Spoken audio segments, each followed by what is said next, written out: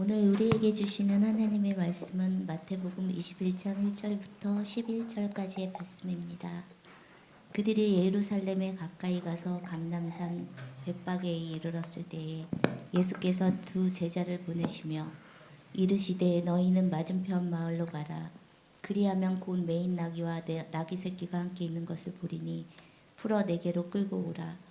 만일 누가 무슨 말을 하거든 주가 쓰시겠다 하라. 그리하면 즉시 보내리라 하시니 이는 선지자를 통하여 하신 말씀을 이루려 하심이라. 일렀을 때 시온 딸에게 이르기를 내 왕이 내게 임하나니 그는 겸손하여 나귀 곧 멍에 매는 짐승의 새끼를 탔도다 하라 하였느니라. 제자들이 가서 예수께서 명하신 대로 하여 나귀와 나귀 새끼를 끌고 와서 자기들의 겉옷을 그 위에 얹음에 예수께서 그 위에 타시니 무리의 대다수는 그들의 겉옷을 길에 펴고 다른 이들은 나뭇가지를 베어 길에 펴고 앞에서 가고 뒤에서 따르는 무리가 소리 높여 이르되 호산나 다윗의 자손이여 찬송하리로다. 주의 이름으로 오시는 이여 가장 높은 곳에서 호산나 하더라. 예수께서 예루살렘에 들어가시니 온 성이 소동하여 이르되 이는 누구냐 하거늘 무리가 이르되 갈릴리 나사렛에서 나온 선지자 예수라 하니라. 아멘. 이것은 하나님의 말씀입니다. 아멘. 감사합니다. 사람은 누구나 끊임없이 활동하고 행동합니다. 어떤 특별한 일을 해야지만 꼭 행동한다라고 할 수는 없죠.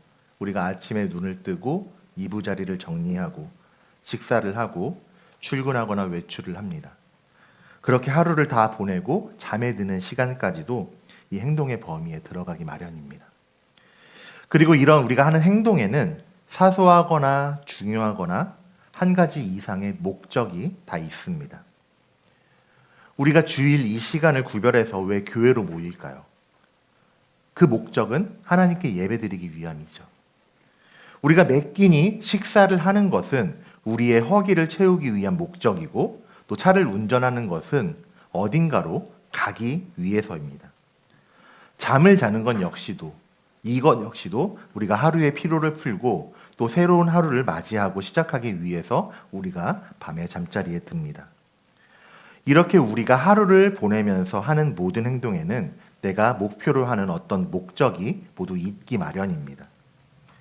그리고 이런 목적에는 때로는 어떤 큰 의미가 담겨져 있지 않을 때도 있지만 반대로 선하거나 반대로 악하거나 하는 의미도 담겨 있기도 합니다. 사기를 치는 사람들, 사기꾼의 행동에는 남을 속이기 위한 목적이 있죠. 2년 전쯤이었죠. 세상을 굉장히 시끄럽게 했던 사건이 하나 있었습니다. 펜싱 선수와 관련됐던 사기 사건. 자기 출신을 속이고 자기 성별까지 속이면서 사람들을 기만했던 그 사건을 아마 다들 기억하실 것 같습니다. 그렇게 사람들을 속이는 그 사람의 목적은 이 펜싱 선수의 유명세를 이용해서 사람들을 기만해서 돈을 뜯어내기 위함이었죠. 사기를 칠 목적이었습니다. 실제로 이 사기꾼이 그 펜싱 선수, 유명한 선수의 이름을 이용해서 많은 사람들에게 접근하기도 하였다라고 이야기를 많이 보도가 되었습니다. 그런 행동들, 사기꾼의 행동들은 악한 목적을 가지고 행동하는 겁니다. 반대로 선한 목적으로 어떤 행동을 하는 사람들도 있습니다. 다양한 모습으로 다양한 장소에서 봉사하는 사람들이 있죠. 예전에 설교 시간에도 몇 번 나누었던 적이 있는데 이전에 제가 신학교를 다닐 때 서울역에 있는 노숙인들을 위한 사역을 하시는 단체의 일을 도와드렸던 적이 있습니다. 우리가 그냥 노숙인 사역만 생각만 해도 굉장히 쉬운 일이 아닐 것 같잖아요. 그리고 실제로 그 안에 들어가서 사역을 하게 되면 더더욱 힘든 일 투성입니다. 그럼에도 불구하고 그런 사역을 하는 교회, 그런 사역을 하는 목사님들의 목적은 무엇일까요? 그 목적은 이런 사람들, 노숙을 하는 사람들을 긍휼히 여기고 불쌍히 여기는 마음을 가지고 그들에게 봉사하고 섬김으로써 이 사람들이 다시 자립할 수 있는 통로가 되어주는 목적을 가지고 이런 사역들을 펼쳐나가시는 겁니다. 이런 행동에는 선한 목적이 담겨져 있는 것이죠.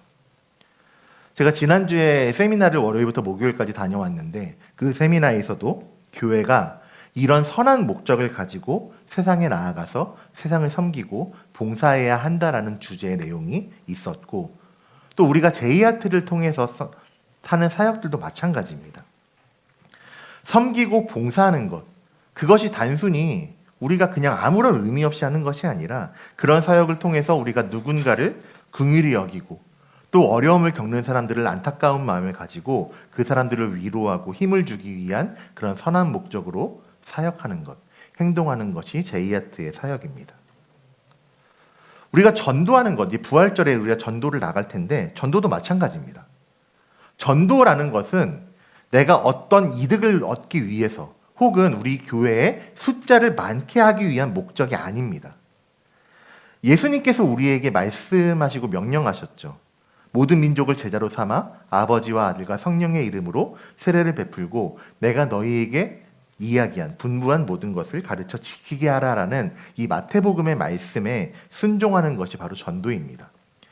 그래서 우리는 전도를 통해서 숫자를 많게 하는 것이 아니라 어떤 이득을 얻기 위한 것이 아니라 아직 복음을 듣지 못한 사람들에게, 하나님의 사랑을 아직 모르는 사람들에게 하나님이 과연 어떠한 분이신지, 하나님이 무서운 분이 아니라 어떤 다른 것을 원하시는 분이 아니라 우리를 사랑하시고 자비로운 분이시라는 것을, 하나님의 사랑과 구원의 은혜가 무엇인지 전함으로써 나 혼자만 그 구원의 기쁨과 은혜를 누리는 것이 아니라 모두 함께 누리기 위한 목적으로 우리가 함께 복음을 전하는 것, 이것이 바로 전도입니다.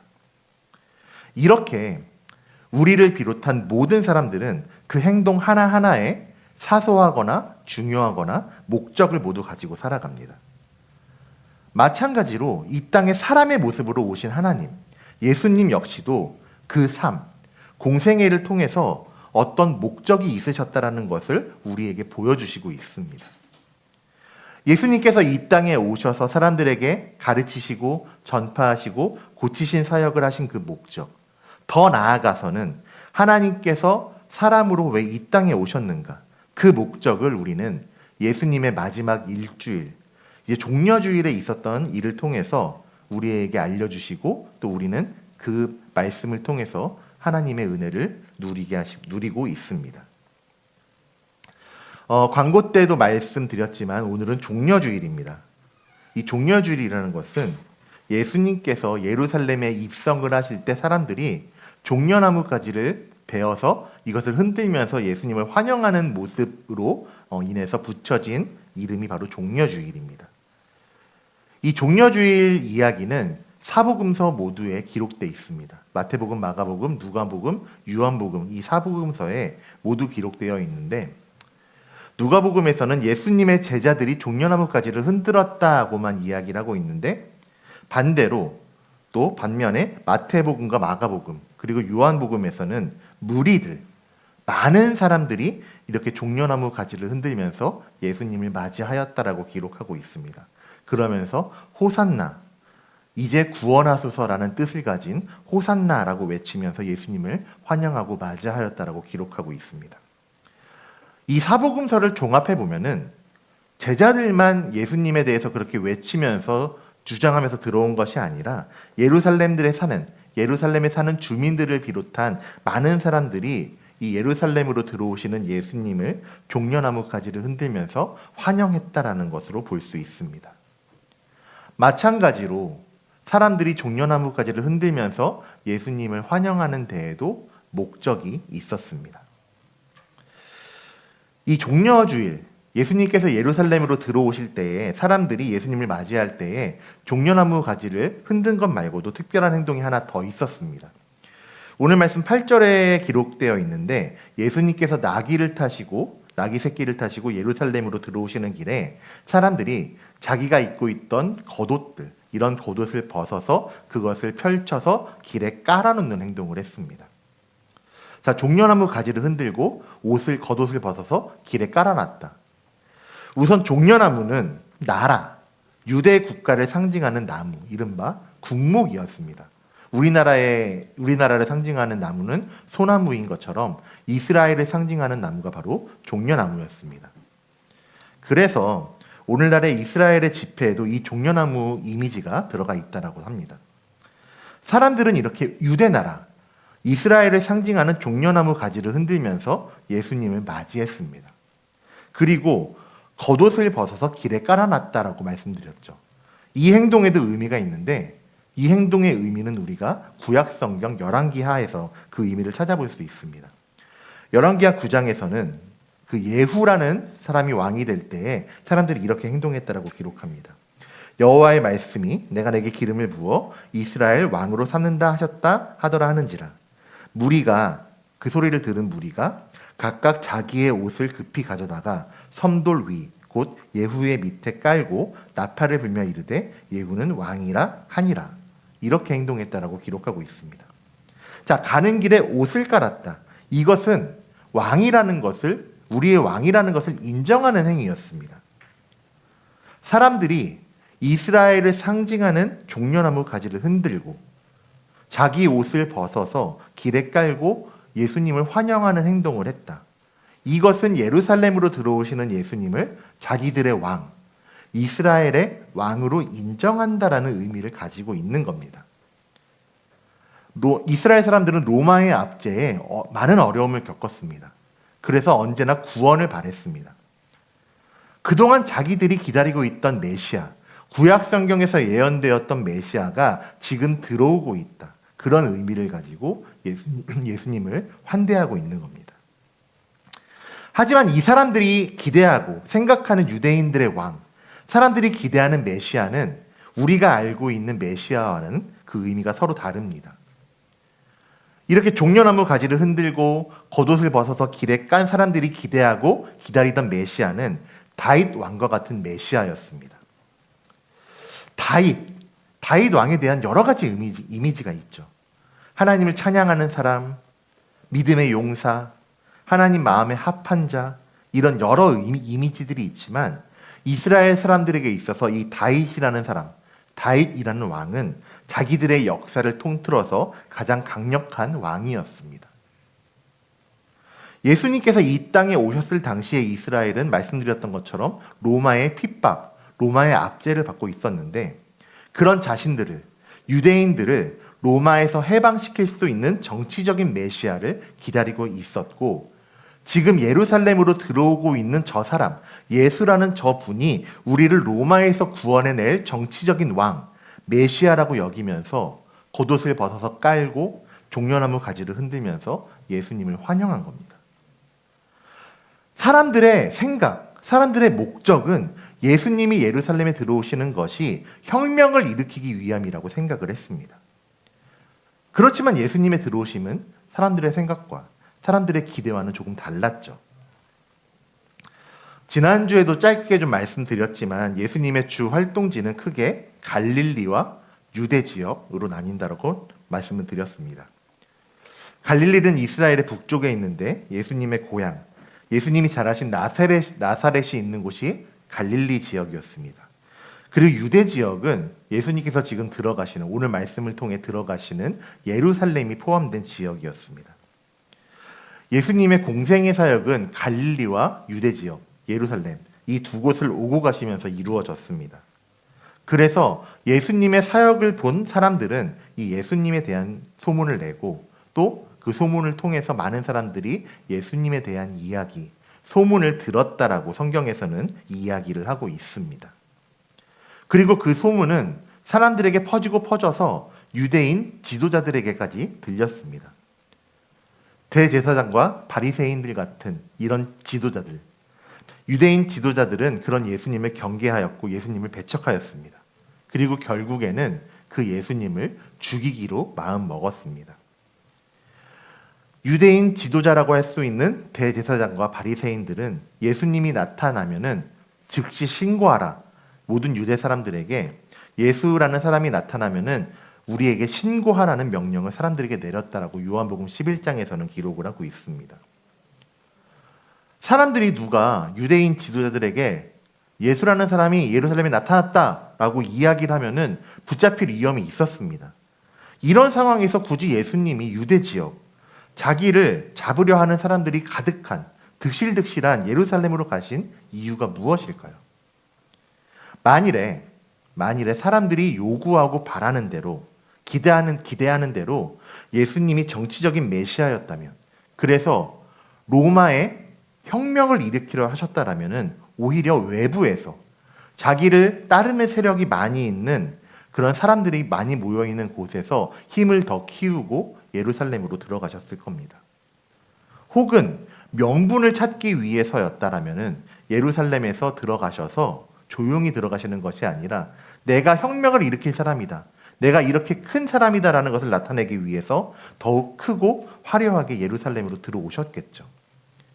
그렇지만 성경에 기록된 예수님께서 예루살렘에 입성하시는 모습을 잘 보면은 그 모습이 사람들의 기대, 사람들의 생각과는 다른 것이다라는 것을, 사람들이 기대하고 바라는 메시아, 혁명가의 모습이 아니라는 것을 우리는 발견할 수가 있습니다.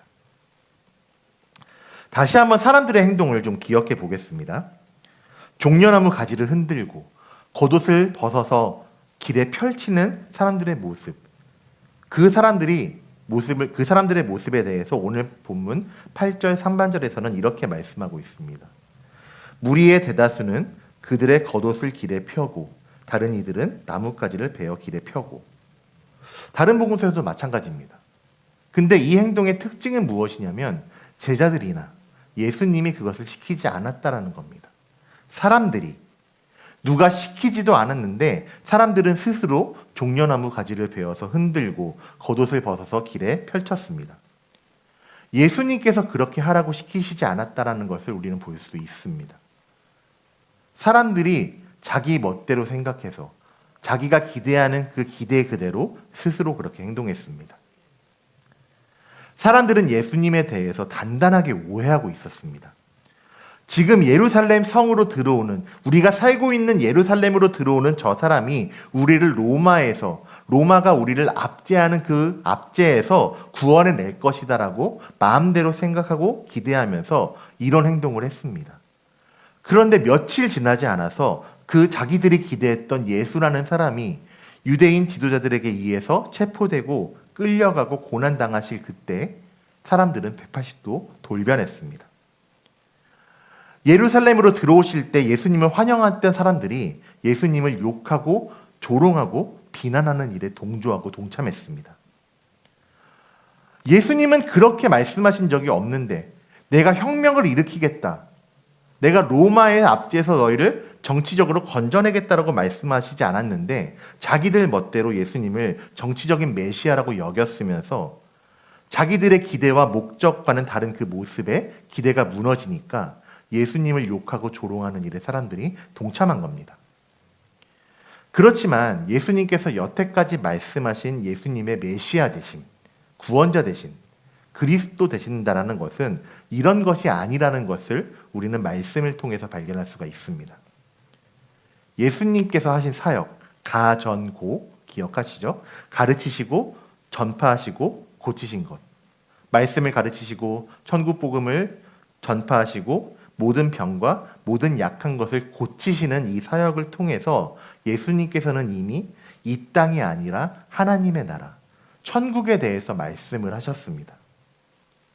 그리고 요한복음 14장 6절에서 말씀, 내가 곧 길이요 진리요 생명이니 나로 말미암지 않고는 아버지께로 올 자가 없느니라 라는 말씀을 통해서 단순히 사람들이 원하고 바라는 구원이 현생, 로마의 압제에서 벗어나는 것만이 아니라 더 큰 것, 예수님으로 말미암아서 하나님께로 가게 하신다라는 것임을 예수님께서는 가르쳐 주셨습니다.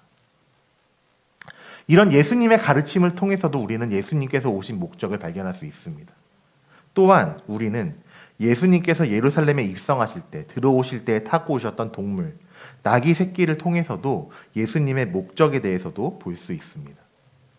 예수님께서 나귀 새끼를 타고 들어오신 것을 통해서 예수님의 목적이 사람들이 기대한 목적과는 다르다라는 것을 우리에게 알려주시고 있습니다. 예수님은 예루살렘으로 들어오시기 전에 맞은편 마을로 제자들을 보내십니다. 그리고 가서 크고 화려한 말이 아니라, 멋있는 말이 아니라 작은 나귀 새끼를 가져오라고 말씀을 하셨습니다. 아까도 말씀드린 것처럼 만일 예수님이 정치적인 메시아, 사람들이 기대하고 바라는 메시아여서 자기의 힘을 과시하였다라고 한다면 사람들이 보기에 작고 초라한 나귀 새끼가 아니라 크고 화려하고 멋있는, 그래서 그 위엄을 뽐낼 수 있는 말을 가져오라고 하셨겠죠. 그렇지만 예수님은 그렇게 하지 않으셨습니다. 예수님께서 제자들에게 크고 화려한 말이 아니라 작고 초라한 나귀 새끼를 가져오라고 하신 것에는 두 가지 의미가 있습니다. 하나는 메시아가 올 것에 대한 구약의 예언들이 성취되었다라는 것을 보여주시는 것입니다. 구약 성경 스가랴 9장 9절에서는 이렇게 메시아의 오심을 예언하고 있습니다. 시온에 따라 크게 기뻐할지어다. 예루살렘에 따라 즐거이 부를지어다. 보라, 내 왕이 내게 임하시나니. 메시아가 온다라는 말씀이죠. 그는 공의로우시며 구원을 베푸시며 겸손하여서 나귀를 타시나니 나귀의 작은 것 곧 나귀 새끼니라.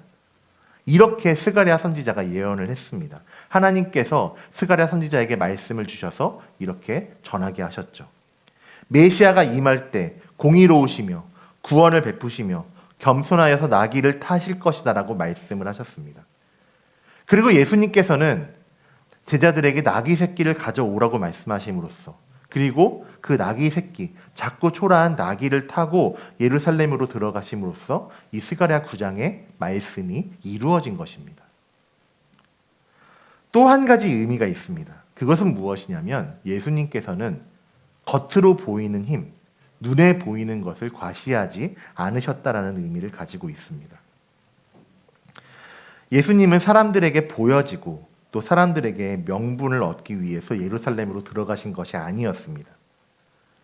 예수님의 목적은 고작 로마, 지금 현생에서만 구원하는 그런 혁명이 아니었습니다.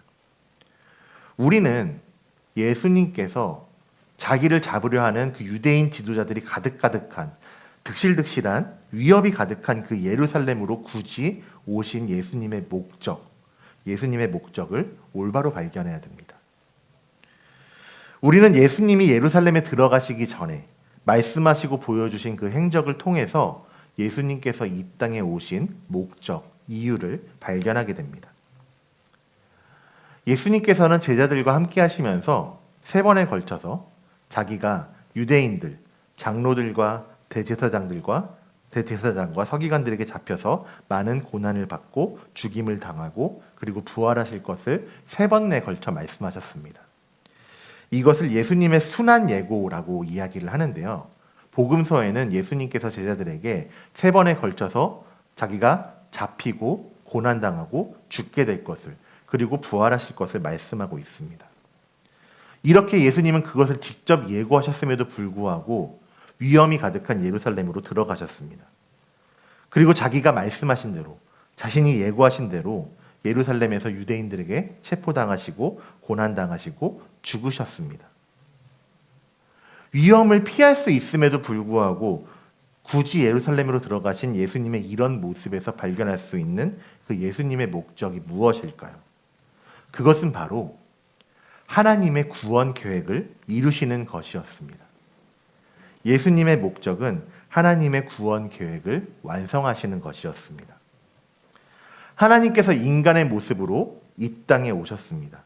그리고 우리 대신에 하나님 자신이 징계를 당하심으로써, 즉 하나님이 우리 대신에 십자가에서 죽으심으로써 우리가 가지고 있던 죄, 우리가 가지고 있는 악을 완전 무결하게 해결해 내셨고, 또 우리를 구원하시기 위한 목적으로 예수님은 이 땅에 오셨고 자기가 3번이나 예고하신 대로 예루살렘에서 잡혀서 고난당하시고 십자가에 달려 죽으신 것입니다.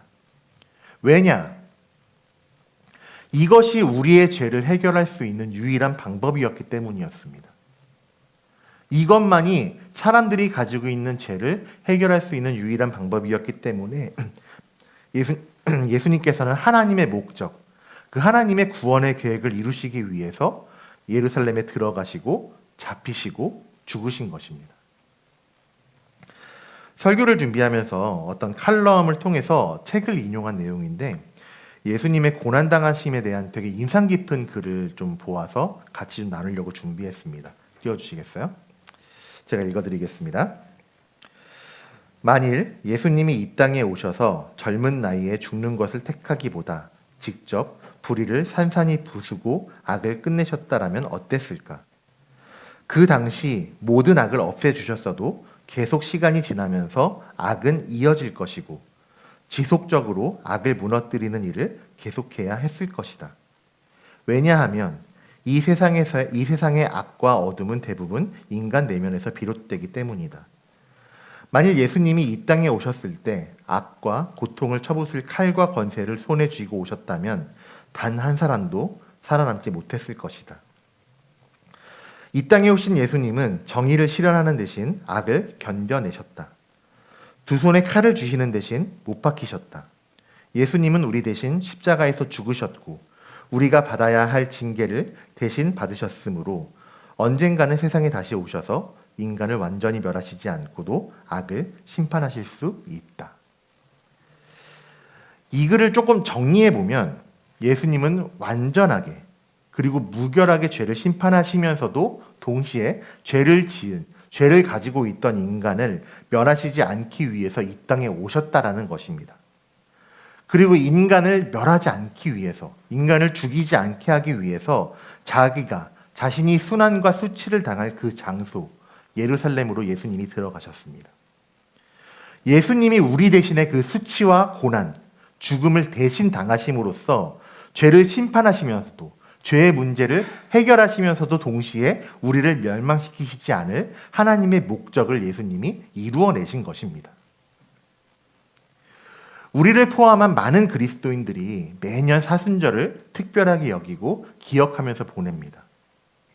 고난주간을 보내면서 금식하고 기도하면서 예수님의 삶과 은혜를 묵상하고 기도합니다. 그러는 이유가 바로 여기에 있습니다. 예수님이 이루시고자 하셨던 그 예수님의 목적을 아는 것에 우리가 기도하고 묵상하는 데 있습니다. 하나님은 굳이 인간의 모습으로 이 땅에 오셔서 수치나 고난, 죽음을 당하실 것을 아심에도 불구하고 그 속으로 들어가셨습니다. 그러신 이유, 그래서 십자가에서 죽으신 이유, 그 이유가 무엇입니까? 그것은 오직 나를 위해서였습니다. 오직 우리를 위해서였습니다. 하나님을 위한 것이 아니라 우리를 위한 것이었습니다. 우리를 죄에서 해방시키시고 우리를 살리기 위한 목적 한 가지였습니다. 그 목적 때문에 예수님은 스스로 예루살렘으로 들어가시고 십자가에서 죽으심으로써 자기의 피로써 자기의 생명으로써 그 목적을 이루어내셨습니다. 우리가 이제 고난주간을 보내게 됩니다. 예수님의 마지막 일주일을 생각하면서 보내는 시간이 고난주간입니다.